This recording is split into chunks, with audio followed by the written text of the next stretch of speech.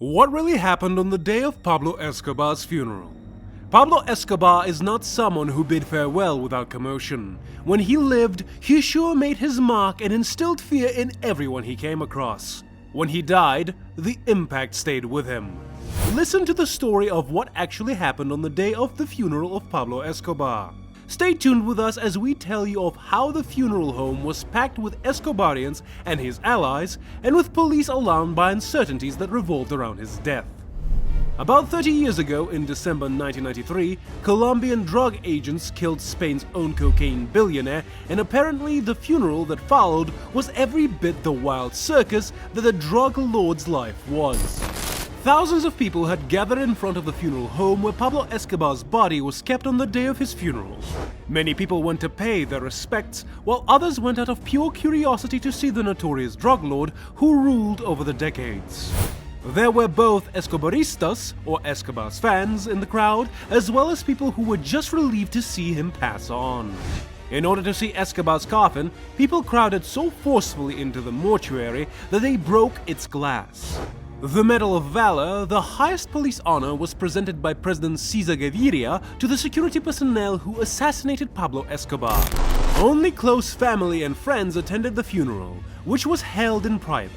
However, what was outside the funeral home was heated and emotional. While some Escobaristas were spotted rejoicing in his presence, others were seen sobbing. The Colombian police were on high alert because they were informed of how Escobar's accomplices may avenge him by turning violent. The area around the burial was highly police guarded, with checkpoints and barricades erected. Several events happened in spite of the tight security. The funeral served truly as a reminder of the influence Escobar had on the whole country, both while he was alive and after his passing. It also emphasized on the government of Colombia's continuous battle and the constant struggle to stop drug trafficking and establish peace throughout the nation. Thousands of Colombians traveled to a cemetery for the funeral of cocaine lord Pablo Escobar, one of the most wanted criminals in the world, but an idol or a Robin Hood figure to his followers. The cemetery was so crowded that his wife and children were unable to access the casket. The crowd pushed and pulled and ended up shattering the glass of the casket. The funeral of the ruthless cartel leader, who had once fought a 10-year war with the government while smuggling drugs into the United States and Europe, attracted large crowds of interested observers and flower-carrying mourners. This war ended when an assault team shot and murdered Escobar and a bodyguard at a hideout in Medellín on Thursday, and he had lost his final struggle and given up to death. According to witnesses, the family of the 44-year-old drug lord was unable to unlock the car doors that were transporting them to the funeral because of the pressure of the throng. The radio reported that Escobar's wife, son, and daughter had to go back and miss the funeral. Military police checked mourners, onlookers, and journalists while standing with their firearms ready. People shouting "Long live Escobar" attempted to enter the cemetery by cutting through the line of police. Escobar's body needed to be carried to the graveyard. So many armed personnel had to attempt their best to help keep the masses under control. Many people flocked to Medellín, which is the industrial city where the drug lord was born and where he had initially established his drug empire, to quench their curiosity about a man who was a legend there. The death of Pablo Escobar had marked the end of the Medellín cocaine cartel. So, how did the drug lord lose his last struggle and surrender to death, you may ask?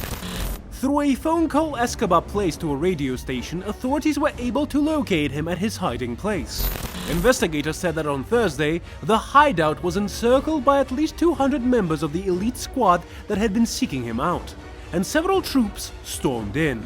Pablo Escobar, arguably the wealthiest drug lord the world has ever known, had attempted to escape the hideout in his hometown of Medellín, Colombia on December 2, 1993, by scrambling across a nearby rooftop. Instead, he was shot to death, leaving behind the iconic image of the world's most powerful drug lord's bleeding body sprawled across a tile roof in the city that was once his safe haven.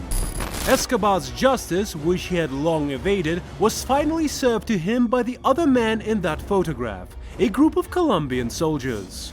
But reports from rival traffickers and gang members, intelligence reports, and Escobar's own family suggest that the kingpin's demise may not have been caused by those soldiers who were supported by the authority of the state. Late in 1989, after Escobar had humiliated the security forces and government of Colombia in a number of deadly ways, President Virgilio Barco established a special police squad to deal with the drug lord and his cartel. The Bloque de Basquada, or Search Block, was first stunned and weakened by its confrontation with the Medellín network, but it gradually developed into a toughened task force that pursued Escobar and his allies. The Search Block consistently followed Escobar throughout 1992 and 1993 with assistance from U.S. Special Forces, U.S. Army Intelligence, and the personnel from the CIA and DEA. Official reports claim that Escobar was ultimately slain by the Search Block. While others burst through the door, members of the Search Block encircled the house. Escobar and a bodyguard stumbled onto an orange-tiled roof after being warned. Both of them collapsed from gunshot wounds to the head as they exchanged fire. However, the bullets fired at Escobar penetrated his right ear and instantly killed him. Colonel Hugo Martinez, the chief of the Search Block, who had hunted Escobar for 3 long and ghastly years, had not yet arrived on the encounter spot. Escobar was said to have fired his own firearm when he was said to have fallen, but because of the confusion surrounding the confrontation, there is still a shadow of a doubt as to who actually fired the fatal shot. Bowden claimed that a fresh team had begun the search for Escobar in January 1993. People prosecuted by Pablo Escobar, also known as Los Pepes, was a group of competing drug dealers, paramilitaries, and other individuals who the Medellín cartel leader disapproved of. In terms of raw savagery, Los Pepes rapidly launched a campaign to compete with Escobar's up to 6 murders per day at the beginning of 1993. Anyone was a fair target, even low-level cartel bosses, former state officials connected to the cartel, and Escobar's legal representatives. Escobar replied with other explosions in metropolitan areas, and Los Pepes retaliated by demolishing several of Escobar's and his allies' residences. According to Don Berena, it was his brother Rodolfo who gave Escobar the fatal gunshot to the head with an M16. According to Bowden, a bullet from a distance of 3 feet would have produced gunpowder scars on Escobar's skin that are not present in autopsy images.